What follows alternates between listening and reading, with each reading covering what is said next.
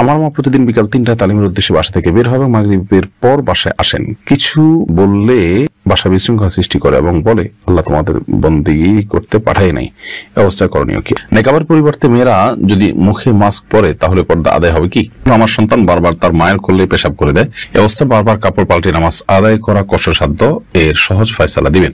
ওযু অবস্থায় চায়ের স্টলে বসে টিভি দেখছি, এরপর নামাজের সময় হলে মসজিদে যাওয়ার আগে কি আবার ওযু করতে হবে? কাঠবিড়ালির মাংস খাওয়া কি হালাল? খরগোশের মাংসের হুকুম কি? অনেকে বলে চুল কাটার পর গোসল না করে ঘরে ঢোকা যায় না, তাদের কথা কতটুকু সত্য? মহিলাদের মাথার চুল বিক্রি করা যাবে কিনা? আমি একজনের কাছ থেকে কিছু কিছু করে টাকা ধার নিয়েছিলাম, এখন কারো মনে নেই কত নিয়েছিলাম, কিভাবে পরিশোধ করব? আমি 8ম শ্রেণীর ছাত্র, ফজরের সময় একা একা মসজিদে যেতে ভয় লাগে, আমার জন্য কি বাসায় একা একা নামাজের অনুমতি আছে? অনেকে বলে চুল কাটার পর গোসল না করে ঘরে ঢোকা যায় না, তাদের কথা কতটুকু সত্য? না, এটা সঠিক কোনো কথা নয় যে চুল কাটার পরে ঘরে ঢুকতে হলে গোসল করে ঢুকতে হবে, এমন কোনো কথা নেই। তিনি গোসল করা ছাড়াও ঘরে চাইলেই ঢুকতে পারবেন। মহিলাদের মাথার চুল বিক্রি করা যাবে কিনা? না, মহিলাদের মাথার চুল কেন, শরীরের অন্য কোনো অঙ্গ প্রত্যঙ্গ, অন্য কারো পুরুষদেরও কোনো অঙ্গ প্রত্যঙ্গ বিক্রি করা জায়েজ নাই।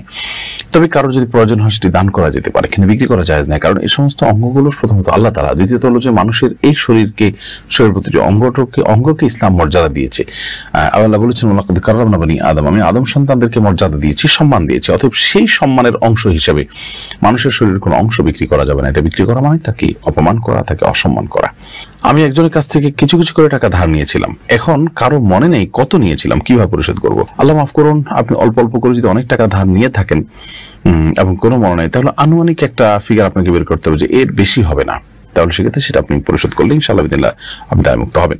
আমি 8ম শ্রেণীর ছাত্র, ফজরের সময় একা একা মসজিদে যেতে ভয় লাগে, আমার জন্য কি বাসায় একা একা নামাজের অনুমতি আছে? যদি কেউ সাথে না থাকে এবং সত্যিই সেটি ভয়ের কারণ হয়, তাহলে সেক্ষেত্রে বাসায় অন্যদেরকে নিয়ে জামাতের সাথে সালাত আদায় করবে এবং কাউকে না কাউকে সঙ্গী বানিয়ে নিবে, যাতে করে নিয়মিত থাকে, নিয়ে মসজিদে সালাত আদায় করেছে এবং ভয় দূর হয়।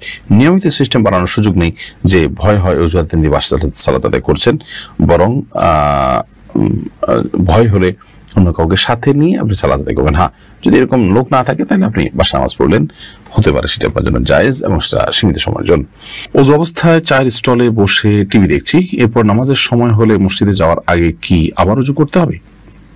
ওযু অবস্থায় চায়ের স্টলে বসে যদি আপনি টেলিভিশন দেখেন তাহলে এর ফলে আপনার ওযু ভাঙবে না, তবে টেলিভিশনে হারাম কিছু দেখে থাকলে সেটা আপনার ওযু ভাঙার চাইতে আরো বড় বিষয়, অর্থাৎ তাতে আপনার তাকওয়া ভাঙবে, গুনাহের কারণ হবে। তাই আল্লাহর কাছে আপনি ইস্তেগফার করবেন, ক্ষমা প্রার্থনা করবেন এবং এর জন্য ওযু নয় বরং তওবা আপনাকে করতে হবে যদি গুনাহ কিছু হারাম কিছু দেখে থাকেন। তবে তারপরও হারাম কিছু দেখেছেন, এরপর যদি আপনি ওযু করে সালাত আদায় করেন বা কোনো ভালো কাজ করেন, সেটা অধিকতর উত্তম এবং নিরাপদ, যেহেতু আপনি এটা গুনাহের কাজ করেছেন। ওযুর মাধ্যমে ছোট ছোট গুনাহগুলো আল্লাহ তাআলা মাফ করে দেন। কাঠবিড়ালির মাংস খাওয়া কি হালাল? খরগোশের মাংসের হুকুম কি? কাঠবিড়ালি এবং খরগোশ এই দুইটার বিধান দুই রকম। কাঠবিড়ালির গোশত খাওয়া জায়েজ হবে না, হালাল হবে না। এর কারণ হলো যে সমস্ত জীবজন্তু হিংস্র জীবজন্তুর সংজ্ঞায় পড়ে সেগুলো গোশত খাওয়া ইসলাম শরীয়তের দৃষ্টিকোণ থেকে হালাল হয় না। হিংস্র জীবজন্তু বলতে যারা নখ এবং দাঁত দিয়ে ছিঁড়ে ফুঁড়ে খায় তাদেরকে হিংস্র জীবজন্তু ধরা হয় এবং এই হিংস্রতার যে ডেফিনিশন ফোকাহে কেরাম দিয়েছেন সেটার আলোকে আপনার কাঠবিড়ালির গোশত খাওয়া হালাল হয় না। আর এর বাইরে খরগোশের গোশত এটিকে হালাল নবী করিম সাল্লাল্লাহু আলাইহি ওয়াসাল্লাম যে খেয়েছেন সাহাবায়ে কেরামকে খাওয়ার অনুমতি দিয়েছেন, বিধায় খরগোশ এর গোশত আমরা খেতে পারবো, কিন্তু কাঠবিড়ালির গোশত আমরা খেতে পারবো না। কাঠবিড়ালির সহ এই জাতীয় অনেক প্রাণী আছে যেগুলো মানে আমরা প্রচলিত অর্থে হয়তো হিংস্র নাও বলতে পারি, কিন্তু ফুকাহে কেরাম হিংস্রতার যে বা হিংস্র প্রাণী হওয়ার জন্য যে ডেফিনেশন দিয়েছেন তার মধ্যে এটি পড়ে যাওয়ার কারণে সেটি খাওয়া হালাল নয়। আমি স্বপ্নে দেখেছি আমার স্ত্রীকে তালাক দিয়েছি, স্বপ্নে তালাক দিলে কি তালাক হয়? বিষয়টা নিয়ে খুবই আমি বিচলিত, দয়া করে চিন্তামুক্ত করবেন। ভাই, স্বপ্নে যদি তালাক দেওয়া হয় তাহলে সে তালাকের কোনো ভ্যালু নাই এবং এর কারণে তালাক পতিত হয় না, কারণ স্বপ্ন এটা তার নিয়ন্ত্রণে নয়, তিনি স্বেচ্ছায় করেছেন, ব্যাপারটি সেরকম নয়। বিধায় স্বপ্নে কেউ তালাক দেখলে যে স্ত্রী তালাক হয়ে যায় ব্যাপারটা সেরকম না এবং এটার জন্য কোনো কাফারা বা ক্ষতিপূরণ দিতে হবে যে এরকমও নয়। স্বপ্ন নিছকই স্বপ্ন, বিধায় সেটা কোনো স্বপ্ন ব্যাখ্যাতা থেকে কোনো ইন্ডিকেট পাওয়া যায় কিনা তিনি জানতে পারেন, অথবা যদি এরকম কোনো ইন্ডিকেট না পাওয়া যায় তাহলে সেক্ষেত্রে এটা নিয়ে এত পেরেশান হওয়ার কোনো কারণ নেই। খোলাসা কথা হলো স্বপ্নে আপনি আপনার স্ত্রীকে তালাক দিতে দেখেছেন, কাউকে বিয়ে করতে দেখেছেন, এর কারণে না বিয়ে হবে না তালাক হবে, এটা নিয়ে অরিড হওয়ার বা পেরেশান হওয়ার কিছু নেই। অনেক জায়গায় বিয়েতে যে পরিমাণ টাকা পাত্রপক্ষকে যৌতুক হিসাবে দেওয়া হয় সে পরিমাণ টাকা দেওয়ার মূল হিসাবে ধরা হয়। এতে মেয়ের বাবার টাকা দিয়েই মেয়েদের মোহর দেওয়া হয়। এই রসুম সম্পর্কে আপনার মন্তব্য কি খুবই গর্হিত কথা। যৌতুক দিচ্ছে, আবার আপনার কি বলে ইয়েকে আপনার মেয়েকে মোহর হিসাবে সেটা আবার ব্যাক করে আনতেছে, তাহলে দিন শেষে মেয়ের অর্জনটা কি? তার মানে পাত্রীপক্ষের যে টাকা সে টাকাই আবার পাত্রীপক্ষের কাছে ফেরত গেল, তাহলে তারা আসলে কিছু পেল না। যৌতুক সম্পূর্ণ হারাম। বিয়েতে পাত্রীকে মোহর দিতে হবে, পাত্রপক্ষ কোনো কিছুই গ্রহণ করতে পারবেন না, বিশেষ করে যৌতুক হিসেবে। আমার সন্তান বারবার তার মায়ের কোলে পেশাব করে দেয়, এ অবস্থা বারবার কাপড় পাল্টে নামাজ আদায় করা কষ্টসাধ্য, এর সহজ ফয়সালা দিবেন। দেখুন, সন্তান মায়ের কোলে, বাবার কোলে বা কারো কোলে যদি পেশাব করে দেয়, তাহলে সেক্ষেত্রে সেই পেশাব পবিত্র করবেন কিভাবে? এর উত্তর হলো, যদি সন্তান খুব ছোট হয়, যে দুগ্ধপোষ্য সন্তান এবং অন্য কিছু খায় না, মায়ের দুধের উপর নির্ভরশীল থাকে, তাহলে সেক্ষেত্রে ছেলে সন্তান হলে তার সেই পেশাবের উপর পানির ছিটা দিয়ে দিলে পাক হয়ে যাবে, অর্থাৎ সেটা পবিত্র হয়ে যাবে, নামাজ পড়া যাবে সে কাপড়ে। আর যদি মেয়ে সন্তান হয়, তাহলে সেক্ষেত্রে যতটুকু পেশাব লেগেছে ততটুকু জায়গা ধুয়ে আলতো করে ধুয়ে ফেললে পাক হয়ে যাবে। পুরো কাপড় পাল্টাতে হবে ব্যাপারটা সেরকম না। যদি শরীরে লাগে, তাহলে শরীরে যে জায়গা লেগেছে সেই জায়গাটাকে ধুয়ে ফেললে পাক হয়ে যাবে ইনশাআল্লাহ তাআলা। অতএব পুরো শরীর বা পুরো কাপড় ধুতে হবে, ব্যাপারটা সেরকম নয়। আর যদি সন্তান দুগ্ধপোষ্য না হয়, বরং অন্য খাবার উপর নির্ভরশীল হয়, কিংবা দুধও খায় কিন্তু অন্য খাবারও খায় সে, তাহলে সেক্ষেত্রে অন্য সাধারণ পেশাবের মতো করে তাকে পবিত্র করে তারপরে সালাত আদায় করতে হবে। আর পবিত্রতার নিয়ম বলেছি, যেটি যেখানে পেশাব লেগেছে সেই জায়গা, সেটা কাপড় হোক আর শরীর হোক, সেটাকে ধুয়ে তারপর সালাত আদায় করবেন। আমার কাছে একজন কিছু টাকা আমানত রেখেছে, আমি আমার প্রয়োজনে সেখান থেকে খরচ করেছি, এরপর তার প্রয়োজনে সময় পূরণ করে দিয়েছি, এরকম করার কারণে কি আমার গুনাহ হয়েছে? দেখুন, প্রথম কথা হলো যে আপনি কারো কাছে যদি আমানত রেখে থাকেন, তাহলে সেক্ষেত্রে সে আমানতের টাকা খরচ করাটা আপনার জন্য গুনাহের কারণ হয়েছে। এবং এই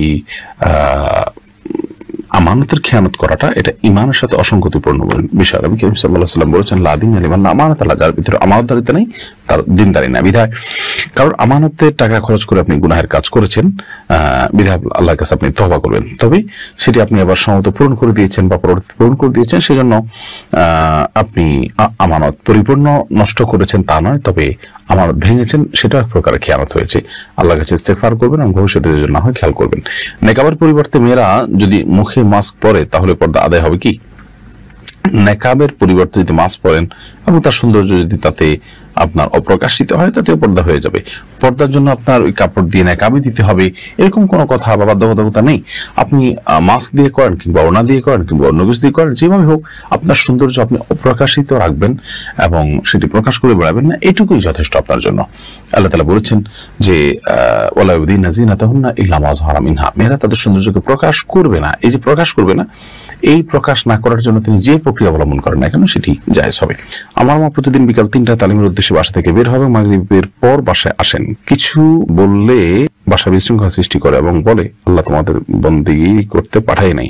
ব্যবস্থা করণীয় কি? অনেক বোনরা আছেন তালিমের নামে তারা সীমানা ছাড়িয়ে চলে যাচ্ছেন এবং অতিরিক্ত জজবা, অতিরিক্ত প্রয়োজনের চাইতে বেশি তাদের মধ্যে জোশ চলে আসছে। এটি উচিত না, এটাকে নিয়ন্ত্রণ করতে হবে।